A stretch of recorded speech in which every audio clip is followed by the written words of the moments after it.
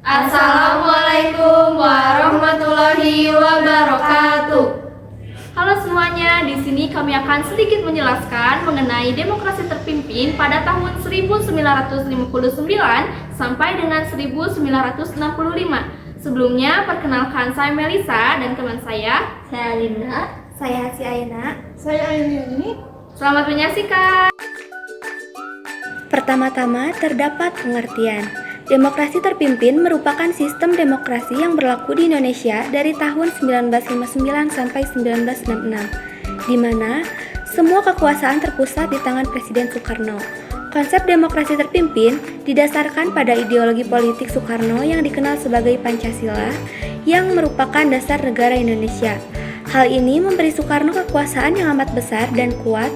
Pemberlakuan demokrasi terpimpin menandai berakhirnya era demokrasi liberal pada tahun 1950 sampai 1959. Suatu sistem yang memungkinkan berseminya partai-partai politik dengan ideologi yang beragam dan saling berkompetensi secara terbuka untuk mendapatkan kekuasaan.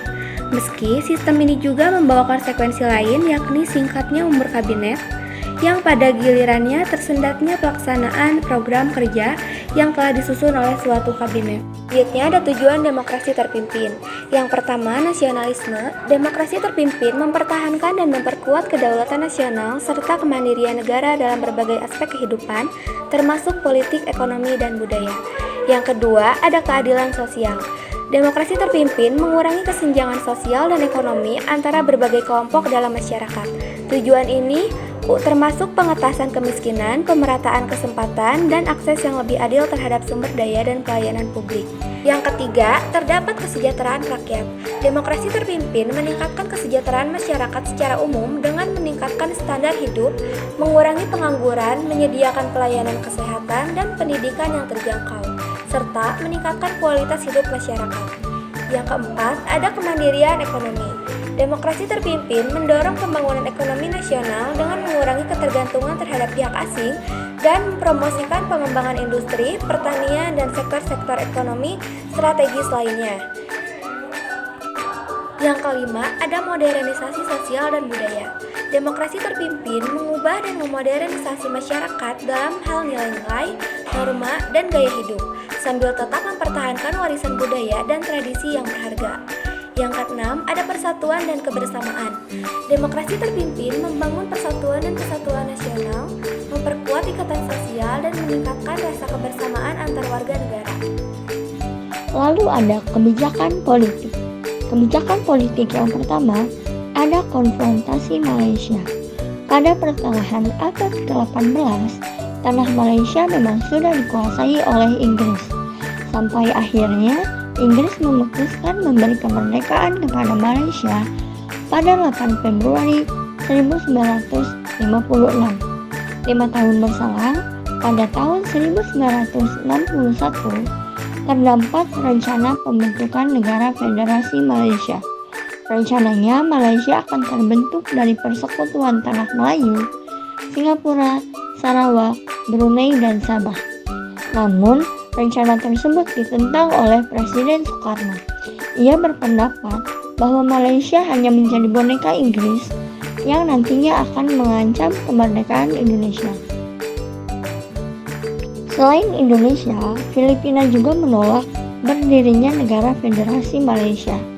Filipina juga mengklaim atas Sabah, karena daerah itu memiliki hubungan sejarah dengan Filipina melalui Kesultanan Sulu. Akibat adanya pertentangan tersebut, timbullah konfrontasi Indonesia-Malaysia. Tujuan konfrontasi Malaysia adalah untuk menentang rencana pembentukan Federasi Malaysia yang dianggap sebagai upaya Inggris untuk memperluas pengaruhnya di Asia Tenggara. Lalu ada dampak konfrontasi Malaysia, begitu nyata dalam berbagai bidang. Salah satu dampak yang jelas adalah dua negara di kawasan Asia Tenggara tersebut pernah mengalami perang urat saraf. Selain itu, Indonesia juga pernah mengalami defisit ekonomi karena permasalahannya dengan Malaysia. Yang kedua ada politik mercusuar. Politik mercusuar yang dijalankan Presiden Soekarno menjadi salah satu penyimpangan demokrasi terpimpin karena proyek ini bertujuan untuk menonjolkan kemegahan Indonesia di mata dunia dan bukan demi kesejahteraan rakyat. Demi mewujudkan ambisi Presiden Soekarno untuk menjadikan Indonesia sebagai mercusuar penerang jalan negara Nevo, Presiden Soekarno melaksanakan beberapa proyek bernilai miliaran rupiah di masa demokrasi terpimpin seperti berikut. Pembangunan Gedung Stadion Senayan Jakarta, pembangunan ikon Kota Jakarta, Monumen Nasional atau Monas, menyelenggarakan Asian Games 4, menyelenggarakan Pesta Olahraga Games of the New Emerging Force tahun 1963, pembangunan kawasan pertokoan Sarinah. Selanjutnya ada dampak politik mercusuar. Politik mercusuar menjadi salah satu penyebab mengapa demokrasi terpimpin mengalami kegagalan karena proyek ini telah menghabiskan dana yang sangat besar. Lalu, ada tujuan politik mercusuar. Proyek ini bertujuan untuk menonjolkan kemegahan Indonesia di mata dunia dan bukan demi kesejahteraan rakyat. Nah, teman-teman, selanjutnya ada kebijakan ekonomi. Yang pertama ada pembentukan Bappenas untuk melaksanakan pembangunan ekonomi. Pada 15 Agustus 1959, pemerintah membentuk Dewan Perancang Nasional atau Depernas yang diketuai oleh Muhammad Yamin dengan anggota 50 orang. Lalu pada tahun 1963, Presiden Soekarno mengganti namanya menjadi Bappenas. Tugas Bappenas yaitu menyusun rencana jangka panjang dan rencana tahunan bagi pembangunan di tingkat nasional dan daerah. Kemudian ada mengawasi dan menilai pelaksanaan pembangunan, dan yang terakhir ada menyiapkan serta menilai hasil kerja mendataris untuk MPRS. Kemudian ada tujuan Bappenas yaitu ada mewujudkan perencanaan pembangunan yang berorientasi hasil dan mempercepat kemajuan Indonesia. Kemudian yang kedua ada mewujudkan daya tanggap dan inovasi pembangunan yang inklusif dan berkelanjutan. Nah, yang kedua ada penurunan nilai uang devaluasi.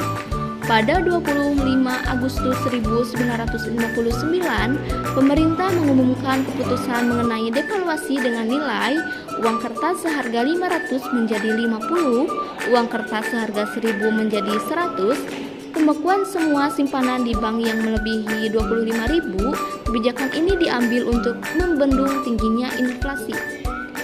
Dengan devaluasi, diharapkan uang yang beredar di masyarakat berkurang. Selain itu, nilai rupiah meningkat. Namun, usaha tersebut tidak dapat mengatasi kemerosotan ekonomi. Pemotongan nilai uang memang berdampak harga barang menjadi murah.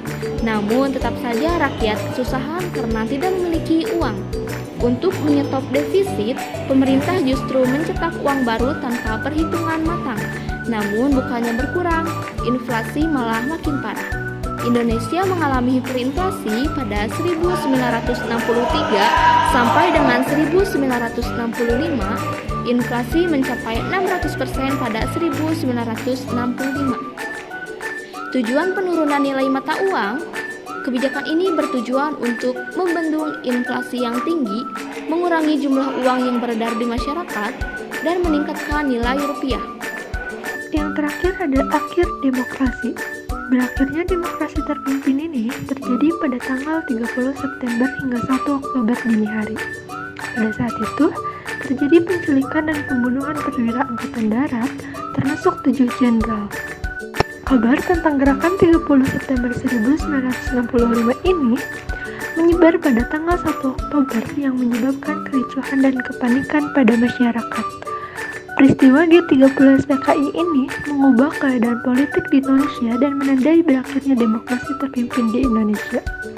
Dengan demikian, faktor yang menjadi penyebab keruntuhan demokrasi terpimpin yaitu adanya kekacauan besar yang diakibatkan oleh peristiwa G30 PKI, krisis ekonomi nasional, tingginya tingkat inflasi, penyimpangan terhadap konstitusi yang dilakukan Soekarno, serta kegagalan Soekarno dalam bidang politik dan ekonomi. Terima kasih telah menyaksikan video kami.